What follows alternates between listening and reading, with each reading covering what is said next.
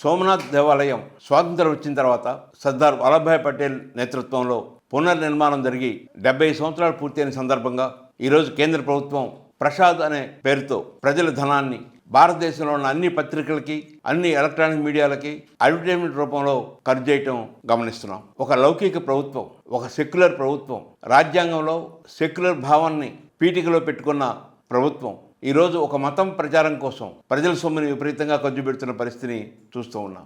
దేశవ్యాప్తంగా ఉన్న 28 రాష్ట్రాలు, 8 కేంద్రపాలిత ప్రాంతాలు, మొత్తం 36 ప్రాంతాల్లో ఈ అడ్వర్టైజ్మెంట్ ఇస్తున్నారు. అన్ని దినపత్రికలకి, అన్ని ఎలక్ట్రానిక్ మీడియాకి అడ్వర్టైజ్మెంట్ ఇస్తున్నారు. ఈ అడ్వర్టైజ్మెంట్ యొక్క మొత్తం కాస్ట్ ఆంధ్రప్రదేశ్లో 10 ప్రభుత్వ మెడికల్ కళాశాల నిర్వహణకి సరిపోయేంత డబ్బుని ఖర్చు పెడుతూ ఉన్నారు. సోమనాథ్ దేవాలయం అనేక మంది పేర్కొన్నట్టుగా చాలా పురాతనమైన దేవాలయం.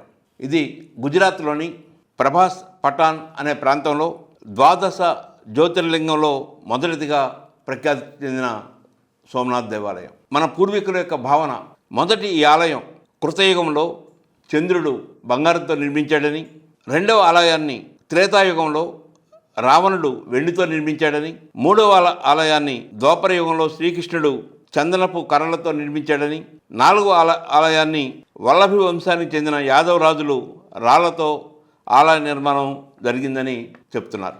1126 మహమ్మద్ గజని సోమనాథ్ దేవాలయంలో బంగారం ఉంటుందని, రకరకాల విలువైన పరికరాలు, విలువైన ఖనిజాలు ఉంటాయని వాటిని ధ్వంసం చేయటం మనకు తెలుసు. ఆ తర్వాత అల్లావుద్దీన్ ఖల్జీ, జఫర్ ఖాన్, ముజఫర్ షా, ఔరంగజేబు లాంటి వాళ్ళు కూడా ఈ దేవాలయంపై దాడులు చేశారు. సర్దార్ వల్లభాయ్ పటేల్ చాళుక్యుల శైలిలో ఆలయ పునర్నిర్మాణం 75 ఏళ్ల క్రితం ప్రారంభించి ఒక సుందరమైన దేవాలయంగా మలిచారు.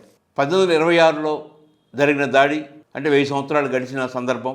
1951లో సర్దార్ వల్లభాయ్ పటేల్ పునర్నిర్మాణం చేయటం అంటే 75 ఏళ్ళు పూర్తయిన సందర్భంగా ఈరోజు మే నెలలో 2026లో పెద్ద ఎత్తున ఉత్సవాలు నిర్వహిస్తున్న పరిస్థితి. సోమనాథ్ ట్రస్ట్కి భారత ప్రధాని నరేంద్ర మోడీ చైర్మన్గా, ట్రస్టీలుగా ఎల్కే అద్వానీ, అమిత్ షాలు వ్యవహరిస్తూ ఉన్నారు.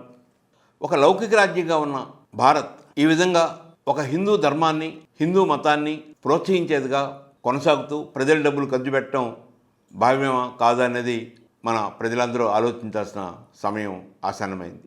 హిందూ మతం కన్నా బౌద్ధ మతం, నేపాల్లో లుంబినీలో సిద్ధార్థ బుద్ధుడు జన్మించి బుద్ధగయలో తపస్సు చేసి అనేక భావాల్ని నేర్చుకొని ఆ అనంతరం ఉత్తరప్రదేశ్ సారనాథలో మొదటి బోధన చేసి ప్రజలకి, భక్తులకి తన భావాలను వ్యక్తం చేసి ఆ అనంతరం బుద్ధిజం ఒక ఇండియాతోనే కాకుండా India, Nepal, Tibet, Japan, Sri Lanka, Thailand అనేక దేశాలకి, చైనా వీటన్నిటికీ విస్తరించిన పరిస్థితి. కానీ అనంతరం బౌద్ధుల యొక్క ఆరామాలు, బుద్ధుల యొక్క అవశేషాలు వీటన్నిటినీ పడగొట్టి ధ్వంసం చేసి వాటి స్థానంలో హిందూ దేవాలయాలని, శివాలయాలను నిర్మించిన చారిత్రక విషయాలు అందరికీ తెలుసు. ఈ నేపథ్యంలో ఒక లౌకిక రాజ్యంగా ఉన్న భారతదేశం మతాలకు అతీతంగా వ్యవహరించాల్సిన అవసరం ఉందని భావిస్తూ ఉన్నాం.